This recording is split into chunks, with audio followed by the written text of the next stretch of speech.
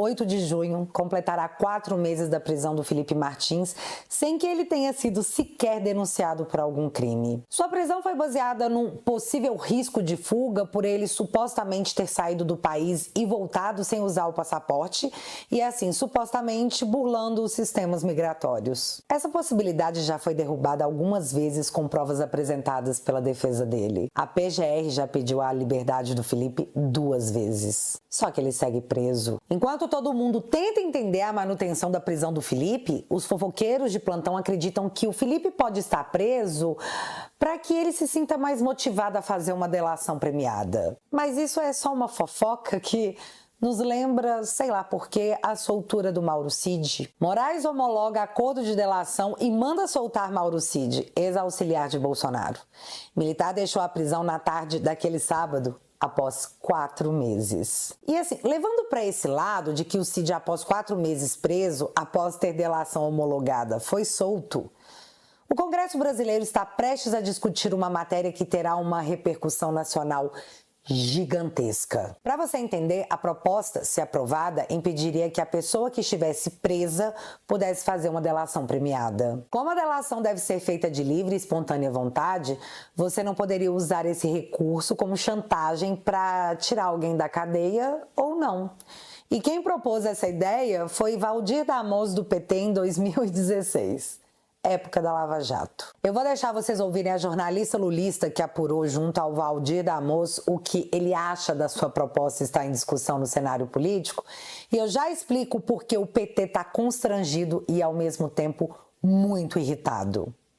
Ouça. Sobre a tal proposta da delação premiada só poder ser feita por réu não preso. Ou seja, se uma pessoa estiver presa, não pode fazer a delação premiada. Isso é um projeto de um ex-deputado federal, Valdir Damoso, do PT, que hoje é secretário de Defesa do Consumidor do Ministério da Justiça. Claro que a declaração dele, que de um lado defendeu o projeto, diz que o projeto que ele próprio apresentou é um projeto que vai na direção correta. Por outro lado, ele colocou ali uma pulga atrás da orelha, dizendo: por que agora? Por que esse projeto que eu apresentei 10 anos atrás, menos do que isso, cerca disso, não era urgente lá, na época da Lava Jato, e passou a ser urgente agora?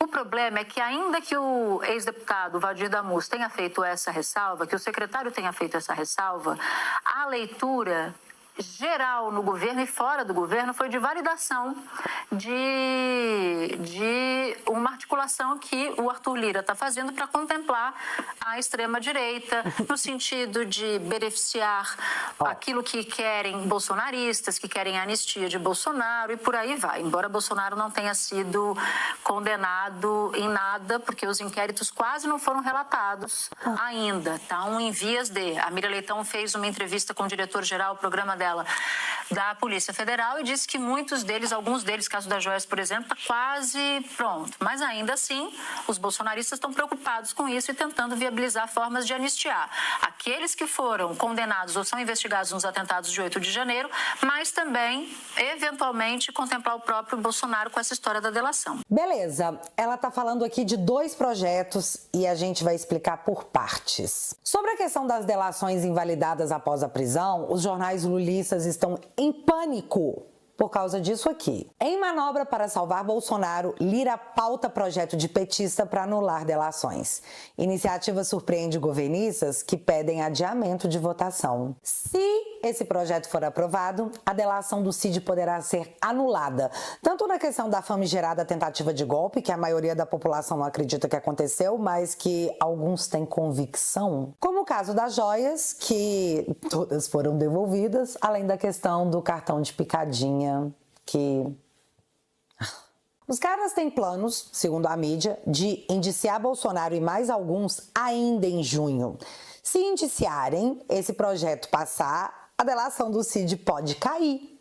Então cai tudo. A mídia até diz que a preocupação é com a questão do Rony Lessa e a Marielle, mas eles sempre citam o Rony Lessa e o Cid. E aí, vocês acham que esse projeto passa? Então, Eu acho que passa. A gente estava jogando junto aí nessa apuração e eu falei com alguns deputados que disseram o seguinte: olha, esse é um projeto que agrada tantas bandeiras ideológicas, inclusive as dissonantes, que quando teve nessa terça-feira dessa semana reunião de líderes, que é o dia da reunião, a urgência foi colocada, todo mundo falou sobre ela com amplíssimo apoio e, segundo esses deputados, nenhum líder governista, seja do próprio governo ou seja de partido governista, se colocou contra, né? Então, o que eles dizem é que, na prática, como é um projeto que tem um desgaste de imagem, mas tem um grande ganho político de autoblindagem, tem esse como se comportar no bastidor, como se comportar diante dos microfones. Mas o fato é, o Luciano Amaral disse para a Marina que tem apoio de 400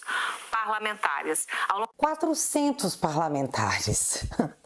Já foi, meu filho. A preocupação é tanta que o Otávio Guedes, da Rede Lully, chegou ao ponto de dizer isso aqui. Preso. Se o instrumento da delação está sendo mal utilizado, como foi na 13ª Vara de Curitiba, na Lava Jato, segundo decisão do STF, que se puna quem executou mal a lei.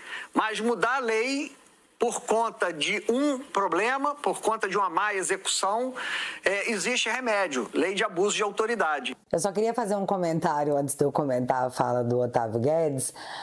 A Lava Jato, você pode ter muitas críticas a ela, mas ninguém nunca ficou 4 meses preso sem denúncia. Nunca. Mas tá, o jornalista da Rede Lully tá dizendo que se alguém tá usando de prisão para forçar a delação, que se puna a pessoa, porque já tem remédio para isso e o remédio se chama Lei de Abuso de Autoridade. Fica aí a dica do Otávio para quem consiga aplicar tais medidas em cima de quem comete abusos. É dica do Otávio.